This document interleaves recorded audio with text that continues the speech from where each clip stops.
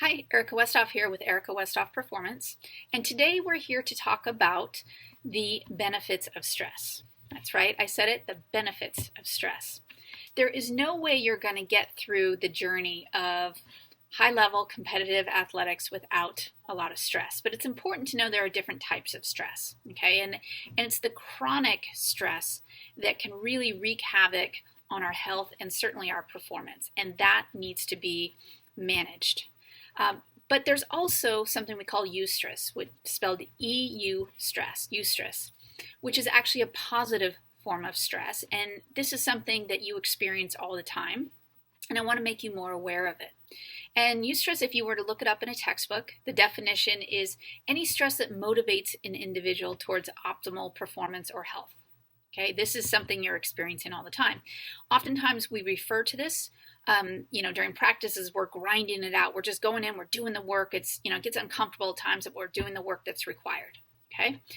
There's also acute stress. Okay. And acute stress, if it is not managed, will turn into chronic stress. Okay. But acute stress can be really high level of frustration if you're trying to get a new skill, or trying to work through a new drill or exercise, something you're really trying to get the hang of. It can also come in the form of a difficult relationship. Maybe you're having a really hard time with your coach or a teammate or something that's causing a very high intensity level of stress, and that has to get managed so it doesn't become chronic stress. Okay, but the grinding is going to show up every day, and we need to embrace that. But let's get specific in some of the ways that stress really does help you develop as an athlete. Number one is stress is required to build muscle. And the most obvious form of this is weightlifting, right? You go in, you lift weights, you get sore, those muscles get a little torn down, they rebuild, they become stronger, you can lift more a few days later, okay?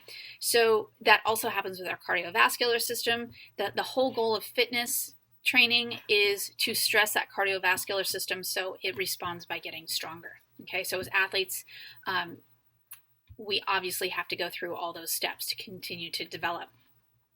Also, moderate to sometimes acute levels of stress is how we learn to be resilient. So resilience, that is the ability to bounce back from adversity, learn how to deal and solve problems when things get tough. That skill only develops in adverse conditions. In other words, you need stress to learn how to deal with stress. Okay, and we don't want you stressed out all the time, but as we go through life and we get more experience in stressful situations, we bounce back, we're okay, we can keep moving forward, we learn how to do that more efficiently. Also, the increased intensity that comes along when we get stressed helps us to get to the other side of it.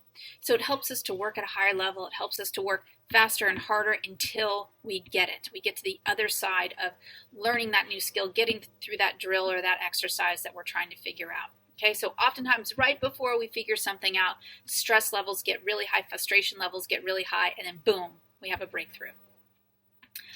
Last but not least, stress is the counterbalance to joy, right?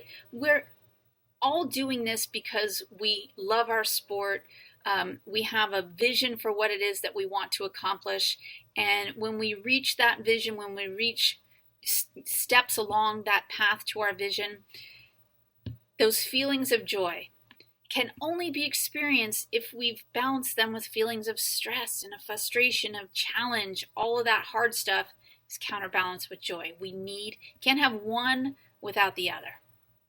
All right, so embrace it. Embrace the stress, manage that chronic and acute stress, and be willing to get out there and grind as needed every day. All right, I'll see you back here next time.